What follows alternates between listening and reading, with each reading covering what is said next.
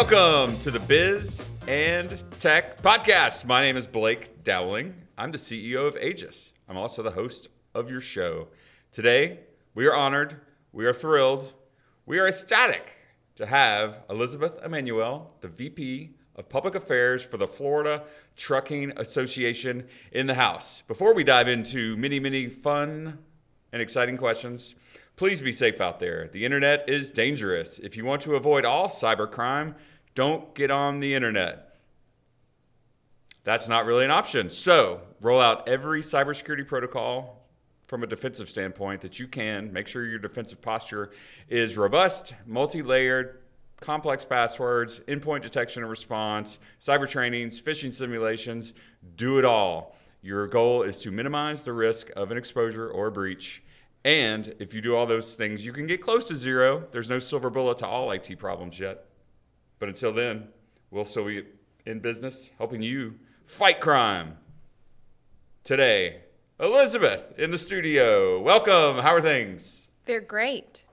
Legislative session is still in play. You survived and thrived, I'm sure. Anything you want to share from that experience? It was a wild time to come into state politics. There were, a big reason that I joined Florida Trucking Association was seeing their past record and what they were able to accomplish, especially legislatively when it comes to tort reform.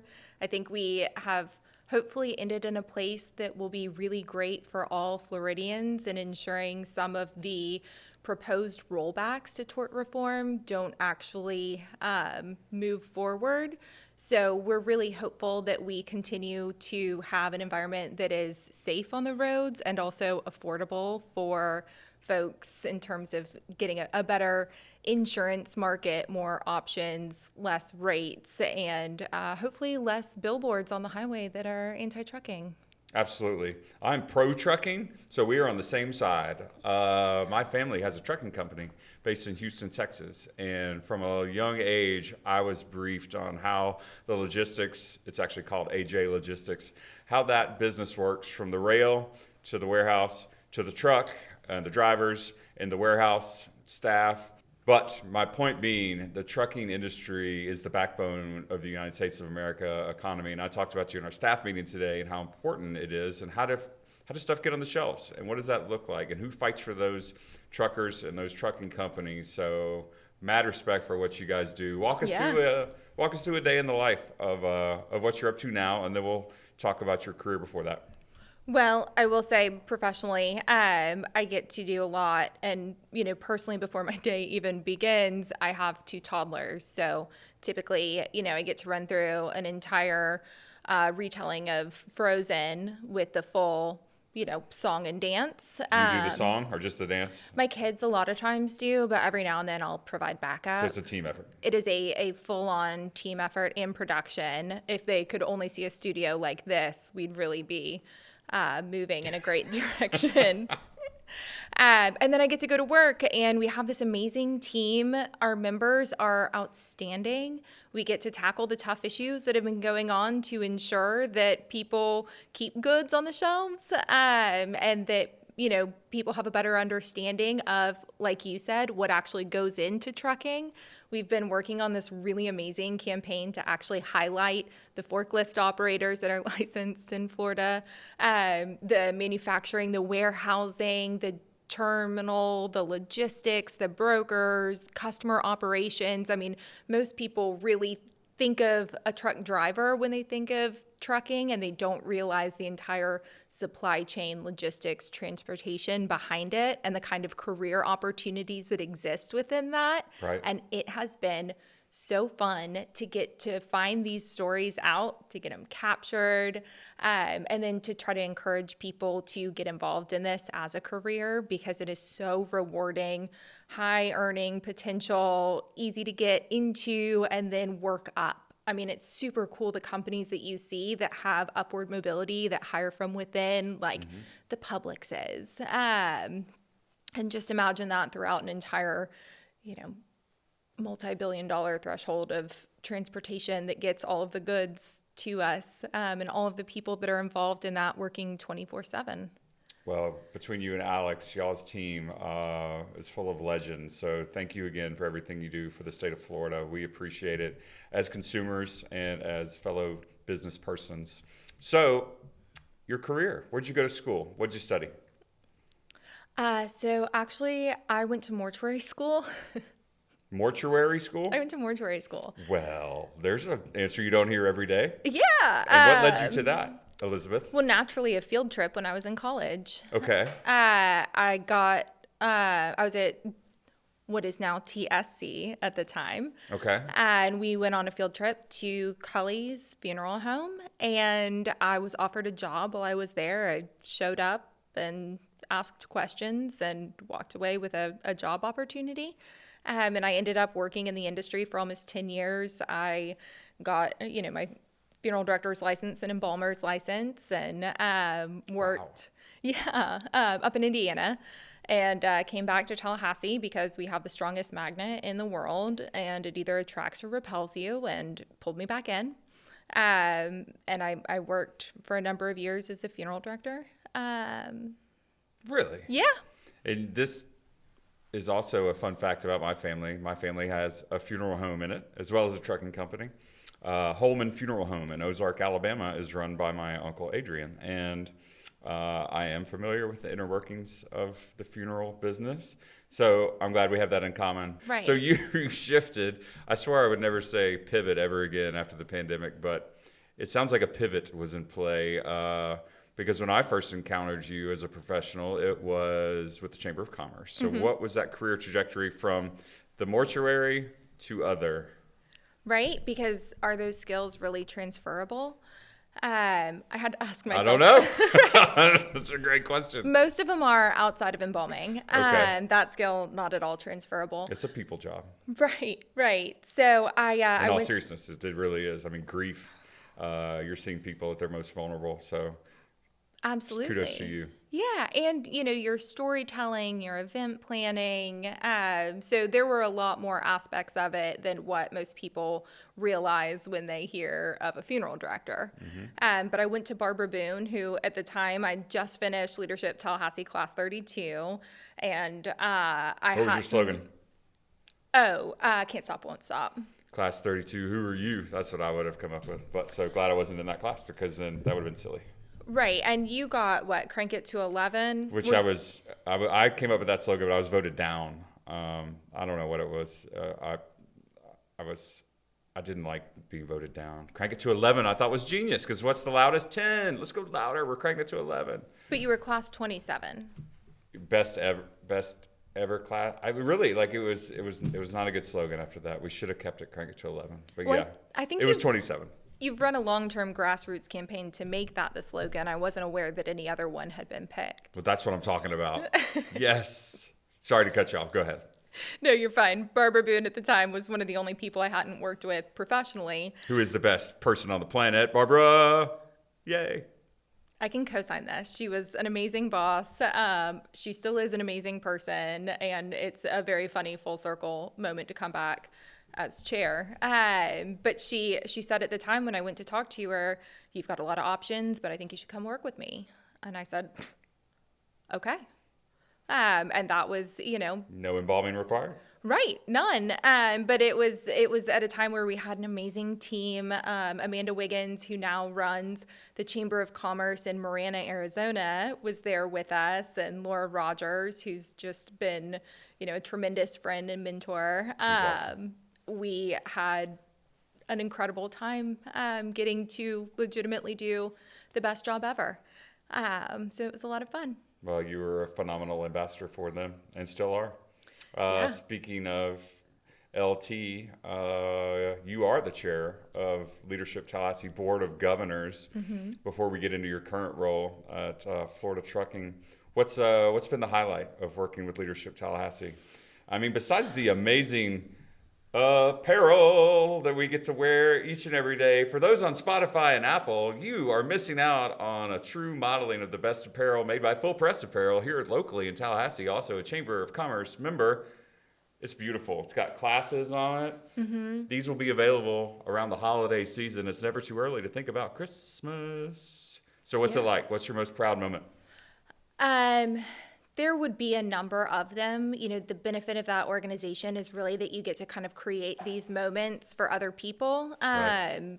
I will say, you know, personally and professionally, one of my favorite experiences that I had with LT this year was getting to see the Amazon warehouse. Yeah. That was absolutely remarkable. The processes and procedures and almost gamification of what they do on a daily basis was outstanding, and hearing from the local leadership was also just phenomenal. But there's a lot of things that are so beneficial about that program because it gets people outside of their bubbles, out into the community. They get to cross network with people that you would never be friends with otherwise. So, you know, I love the adult program. The youth program holds a very special place in my heart. Those students are just outstanding.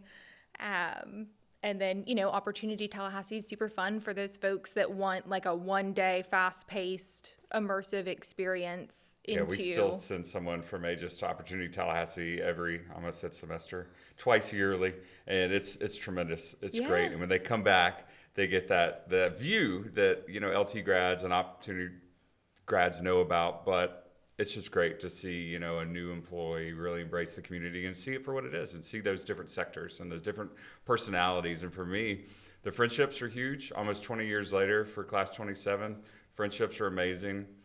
But, you know, when we were in our board meeting the other day, let's not forget, it's a tremendous networking opportunity. Mm-hmm. You know, I can call 10 classmates, either vendors of Aegis or clients, and it's all about friends and it's all about business. And that's what Leadership Tallahassee is all about as we mentor the next generation of leaders and do it together. So thank you for your service. Yeah, it's been a wonderful opportunity. I've really appreciated the opportunity to stay involved with the organization. And, you know, our board is so dedicated. Right. They spend so much time volunteering, working on a strategic plan, ensuring that we are setting the organization up for continued success. And I am just so thrilled to be a part of a board that has such hardworking, dedicated people that are committed to the community.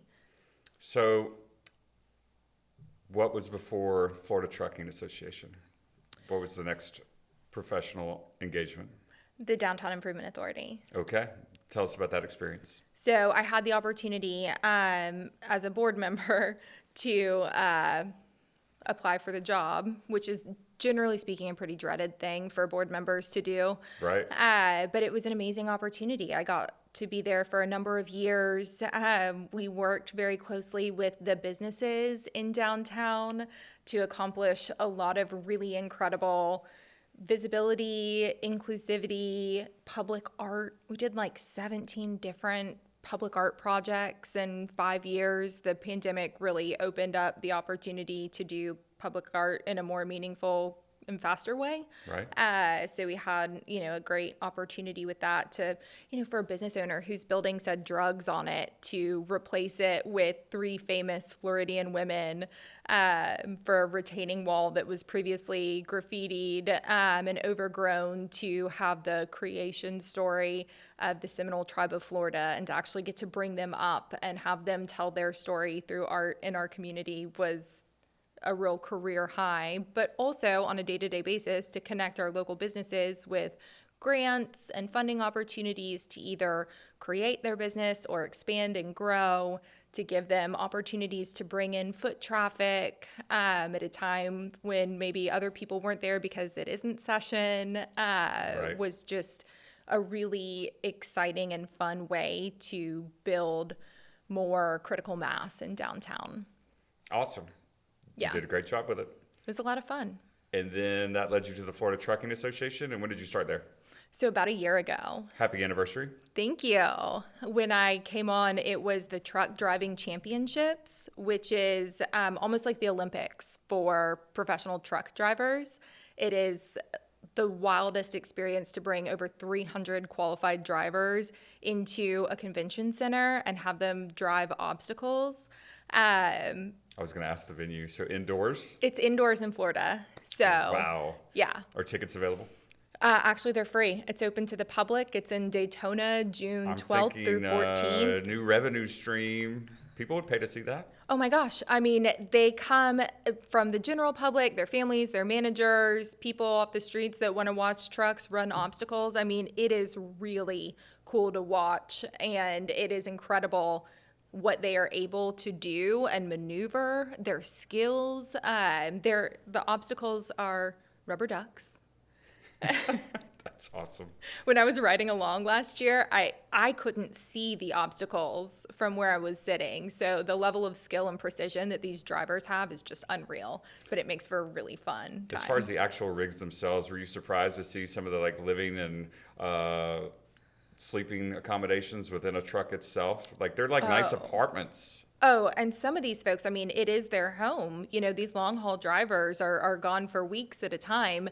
So they have some pretty incredible setups in there. It is really cool. We get to see them when we do voluntary vehicle inspections. Every now and then they'll have like an extended cab, and people are very proud of their rigs and what they've got inside. So they'll invite folks to take a look, and it is really cool. Eastbound and down. Do people still do the little kids like when they're driving in cars, like honk honk for the trucks? Do. You do? Yeah, absolutely. Okay, that's still a thing. It seems to be. Okay, well, I need to bring it back to in my household, so Highly I'm glad recommend. you do it. Right, That's great. right. All right, let's shift a little bit to our questions. What are you reading in 2025? So I was pretty excited about this, having just come off of Word of South. What an amazing festival. Absolutely outstanding. I understand that you both wrote a book and got to present at that. I was the opener of the opener of the opener. I was competing against a New York Times bestselling author, Mark Mustin, at the same slot at noon. I'm like, no one's going to come see me talk about my book. And I was floored by our community, standing room only. And so then my nerves became, well, people have come to see me. What am I going to say? And I strung together a couple of comments that I think resonated with the folks there. But Word of South, tremendous. The opportunity to pair with a musician who I knew. And my ending, I talked about this guy next to me, Charlie Mars. And then at the end, I said my first job in the music business was Charlie's tour manager. So I was like, oh! So I had a fun experience, except when my notes blew off my road case. It was a little windy out there. The wind was a little wild this year. Take it away. So two of my favorite books that I read this past year were Big Door Prize by Mo Walsh, that Midtown Reader had chosen as their one book, Tallahassee, and then Mostly Dead Things by Kristen Arnett. And the opportunity to have organically read those books and then gone to Word of South and get to hear from the authors of both of those in one weekend, I was elated. It was so exciting. Did you make it to the Violent Femmes with the symphony? I did not, but I heard great things, and I thought it was an amazing concept to take, their debut album that everybody knows the songs from and pair it with a symphony. I imagine Blister in the Sun has probably never sounded better. Punk symphony, yes. Yeah. It sounds like something the Ramones would do. It was fantastic. So what are you reading now? I will say I did get to see George Clinton. Awesome. Oh man. I had to watch Florida, be awesome in basketball. Oh, you could do both. I couldn't. From experience, I should have, because then I wouldn't have to have a nervous breakdown during the game. Well, I will say, obviously the last 5 minutes of that game were what made it so exceptional. And so it was like a real choice that a lot of people had to make in terms of, did they want to see Flashlight live, or did they want to watch Houston drop them over? But the great news is that moment lives on replay, and I don't know how often you watch it. I do pretty regularly, because I really like the UF. When I'm not watching Frozen, I'm watching replays of Gator basketball. Life is all about balance. That is actually very much how I live my life. But George Clinton's exceptional. Danny Bedrosian, who's been a member of the P-Funks for 20 plus years, wrote an anthology about all of the previous musicians that had played with them, and he lives in our community and gives piano lessons and is the most tremendously talented musician that was on stage with George Clinton, who also lives in our region. So it's super cool when you realize, best-selling authors living in our community like Mustin putting on this festival. Yeah. So Charlie Mars, he and I went on at 1 o'clock. I told him we'd meet in the green room at noon and we'd talk about what we were going to do. I figured he could play like Closer to Fine by the Indigo Girls when I was talking about the story about the Indigo Girls, and then play the Sister Hazel song. Yeah, well, he didn't show up till 12:50, so he missed sound check, and we it was like a 1998 flashback because that's when I was his tour manager. Anywho, we pulled it off, but I had green room lunch by myself, and I was chatting with the gentleman next to me. He's like, "What's your story?" And I'm like, "I run an IT company. I wrote a book about the pandemic." And he's like, "Cool. I play with George Clinton." And I'm like, "Cool." Yeah. I'm like, "You're so much cooler than I am." But I was surrounded by that group, and they really were so nice and so cool. Mr. Clinton was not there, but it was awesome. So, cocktails with a celebrity. If you could today have a cocktail with a celebrity, back in time, there's no rules to this question, so just throw it out there. What do you got for us? So I was thinking about this, and I actually got to have a cocktail with one of my favorite celebrities recently. A real life story, ladies and gentlemen. So what had happened was I was at the Young Actors Theater Gala for their 50th anniversary, and Tony Hale was there. The man. Are you a Arrested Development fan? Who isn't? Who doesn't love a Buster Blue? Perfect answer. Yeah. So, I mean, all of his characters have been exceptional. Again, as a parent, Forky is, a really important character in our household. I might not know who that is. Toy Story 4, it's fine. Okay. So they lost me after 1. And they kept going. Which 1 was good, but that was enough for me. Right. Which is appropriate probably for my age group. I don't know. I mean, I think, as a parent kind of rediscovering Disney, I realized that it's got a lot of good messaging and themes and jokes for everyone, no matter where you are. Yeah. And what age or your maturity level. But that may speak more to your maturity than my own. Which is normally quite low. So it sounds like a compliment in there. And I appreciate that. Yeah. That's great. So I got to see Tony Hale. He was awesome? He was outstanding. He was given a key to the city. I got to actually interact with him and speak to him and touch him, which I'm sure he didn't appreciate at all. But you were so great. He was. And he was, they say don't meet your heroes, but he was the most delightful human being. He had no business being so kind, and just really wanting to get to talk to the people that were there, to give his compliments back to the community that raised him. We, gushed about mutual friends. That's cool. He was just outstanding. He is a truly phenomenal human being. Well, so yeah. I need no other, official cocktails. I'm done with that. That bucket list item is checked. Moving on. Yeah, it's tough when you meet celebrities if you don't have an authentic conversation. When I met Wayne with the Flaming Lips, I was like, I wasn't really that big a fan, but I was familiar with him as a star. And their documentary Fearless Freaks was made by this guy named Bradley Beasley, and they go way back from Oklahoma. So when we were at this meet and greet, I was like, "Oh yeah, we both know Beasley." He's like, "You know Beasley?" I was like, "Fearless Freaks is cool, man." I was like, "I knew that before I knew your songs." I was like, "Besides Vaseline," and he's like, that song." But anyway, we had an actual conversation. It was so cool. So I'm glad you had that experience. It's always very interesting when talking to artists about their work and the ones that you might find particularly meaningful. I one time complimented the Yin Yang Twins on their Christmas album. How'd that go? It didn't go well. Apparently they aren't as thrilled by Deck to Halls as I am. Because Christmas and rap music kind of go hand in hand, since Run DMC set the tone with Christmas Time and Hollis Queen. If you're not listening to Christmas trap music, you're really missing out on the holidays, because it is an exceptional part of Spotify playlists. And the only thing that can take that to the next level, to crank it to 11, if you will, in Leadership Tallahassee world, Twisted Sister doing "Oh Come All Ye Faithful." Are you familiar with Twisted Sister? Who isn't? Excellent. So you can imagine what they did with that song and the way they sonically made it their own and still captured the power of St. Nick while sharing Christmas Yuletide, all the tide. It's amazing. But let's not get too off topic here, because I did want to ask you, what most excited you about stepping into the VP role at FTA?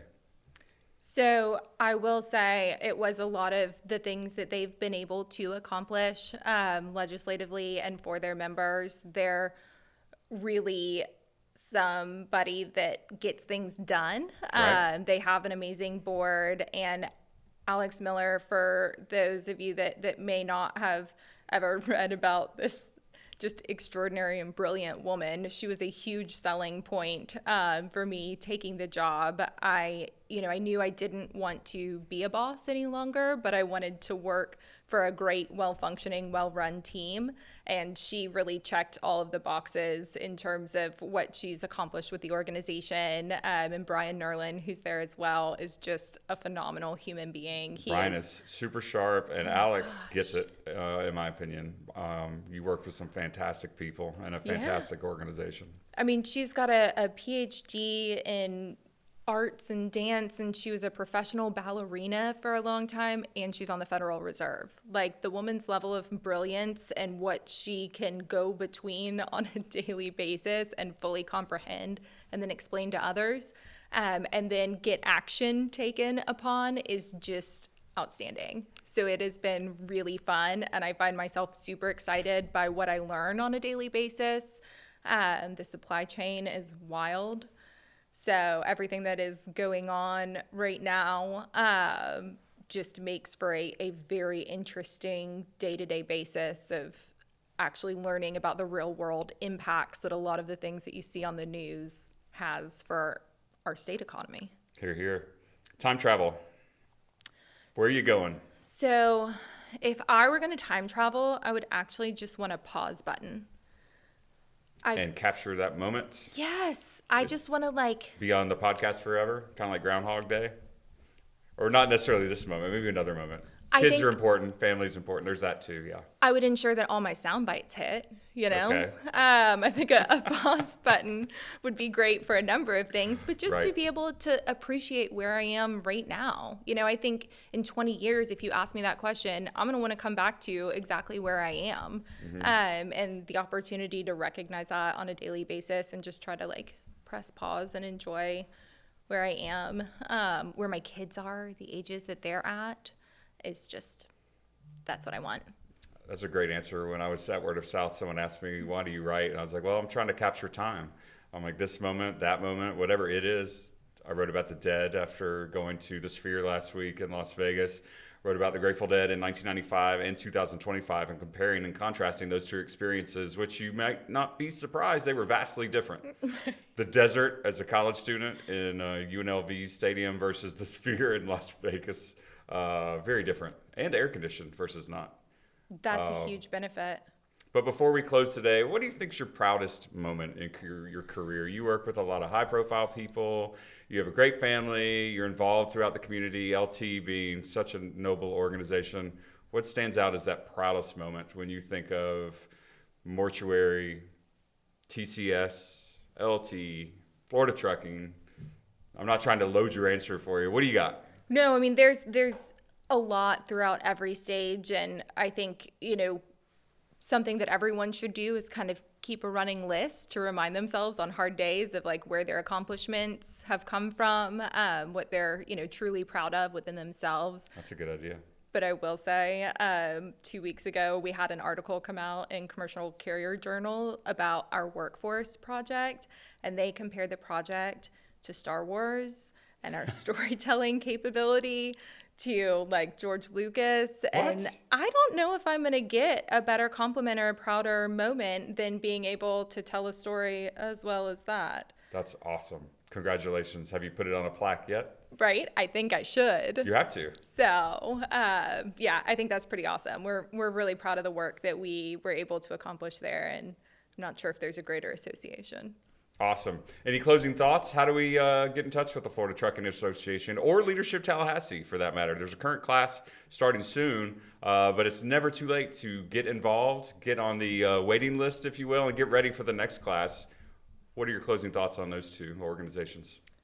Well, I know you told people to get off the internet at the start of this, but I think they should get on it. Yes. And go to leadershiptallahassee.org or floridatrucking.org or any of our social media accounts across the organizations. That is one of the best ways to stay involved.